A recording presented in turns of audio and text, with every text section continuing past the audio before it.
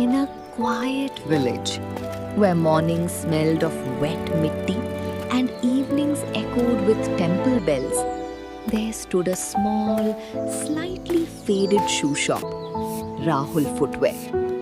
The board was old, but the boy running it wasn't. Rahul, just 20, had eyes that looked older than his age. Life had pushed him into responsibility early. His father fell sick, his younger sister was still in school, and the shop became his world. Every pair of slippers, every polished shoe wasn't just a sale, it was survival. He had a routine: open the shutter, sweep the floor, arrange the shoes, smile at customers. But one day, the routine broke. It was late afternoon. The sun was softer, and a light breeze carried the smell of rain. Rahul was arranging a row of sandals when he heard the gentle sound of anklets. He looked up. A girl stood at the entrance. Simple salwar, tied hair, no makeup. Yet something about her felt different, calm, like she didn't belong to noise. "Bhaiya, shoes dekhna hai," she said softly. Rahul nodded, but for the first time in months, he forgot what he was doing. "Kaun sa type?" he asked, trying to sound normal. "Comfortable.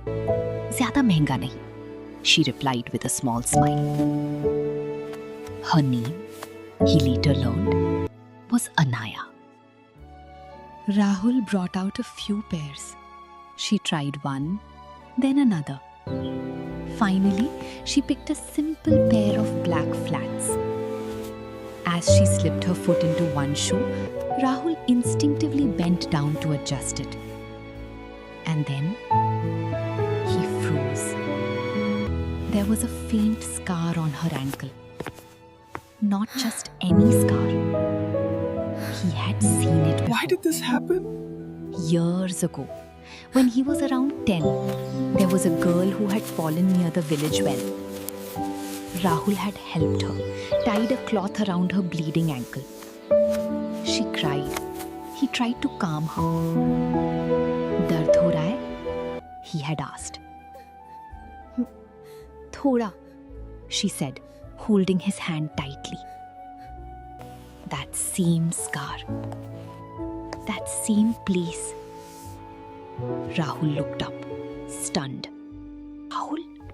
That moment changed everything. The shop wasn't just a shop anymore. It became a place where stories returned. Had moved away years ago with her family, and now she was back, staying with her grandmother. What started as a simple purchase turned into daily visits. Sometimes she came to check new designs, sometimes for no reason at all. Rahul started keeping aside the best pairs, not for selling, but to show her. She started bringing him tea in the evenings. They laughed about childhood memories he barely remembered, but somehow she did. But Rahul never crossed a line. Responsibility weighed on him. Love felt like a luxury he couldn't afford. One evening, as rain poured outside and the shop was empty, "Rahul, तुम कभी अपने लिए भी सोचते हो?" she asked. He smiled faintly. "Time नहीं मिलता." She looked at him, a little hurt. "या हिम्मत नहीं होती?" He didn't reply, because she was right. But a few days later, Anaya stopped coming. One day, 2 days, a week. Rahul felt something missing, but he convinced himself it was nothing. Until one evening, a man came to the shop asking for directions. यहाँ अनाया का घर किधर है? रिश्ता लेके आए हैं. That hit harder than anything. Rahul stood still. Rishta. Marriage. Suddenly, all the moments, the laughter, the tea, the silent conversations, they rushed back. And for the first time in his life, Rahul ran.